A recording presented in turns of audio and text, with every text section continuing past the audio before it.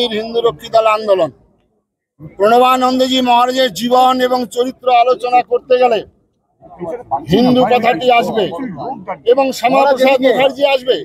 श्यामा प्रसाद मुखार्जी के प्रेसिडेंट तैरी करेছিলেন महासभार एवं ताके निजेर माला गलाয় দিয়েছিলেন। श्यामा प्रसाद मुखार्जीর কথা বলতে গেলে আমাদের দেশের লোকে মনে করে বাংলা এরা বিজেপির লোক। श्यामा प्रसाद मुखार्जी कथा बोलते हैं। बर्तमान प्रधानमंत्री যেভাবে ভারতবর্ষকে এগিয়ে নিয়ে চলছেন এই প্রধানমন্ত্রীর নাম প্রধানমন্ত্রীর প্রশংসা অবশ্যই করা দরকার, সগর্বে করা দরকার।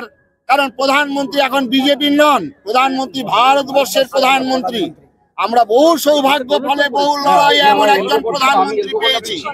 এই কথা আমি বলবো না, এই কথা যতদিন বেঁচে থাকবে কার্তিক মহারাজ মুক্তহীন কণ্ঠে দ্বিধাহীন চিন্তে বলবে নরেন্দ্র মোদী ভারতবর্ষের কি পরিস্থিতিতে আজকে সাধু সন্তদের রাস্তায় নামতে হচ্ছে সেটা বলুন। ইতিমধ্যেই সারা ভারতবর্ষে এবং বাংলার সমস্ত মিডিয়ার মাধ্যমে প্রচার হয়েছেন।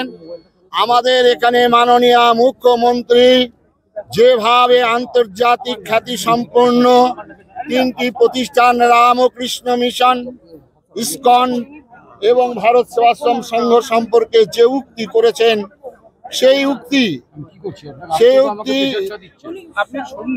বেদনা হতো, সেই উক্তি হৃদয় বিদারক। সমস্ত মহাত্মা মঠ মন্দিরের তারা আহত যেমন হয়েছেন, লক্ষ লক্ষ আমাদের হিন্দু সমাজের মানুষ বাঙালি মানুষ তারা আঘাত প্রাপ্ত হয়েছেন।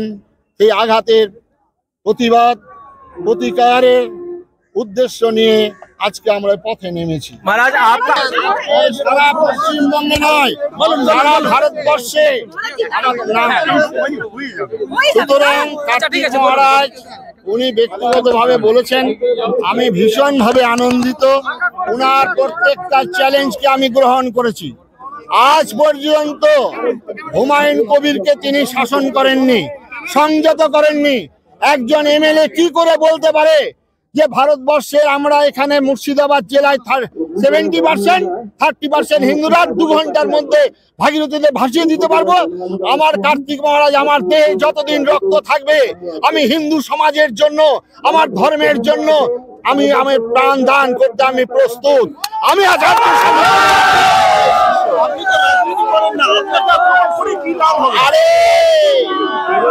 রাজনীতি শব্দের অর্থটা কি? রাজনীতি শব্দের অর্থ চুরি করা, ডাকাতি করা, ছিনতাই করা, মানুষকে খুন করা। রাজনীতি হলো শ্রেষ্ঠ নীতি।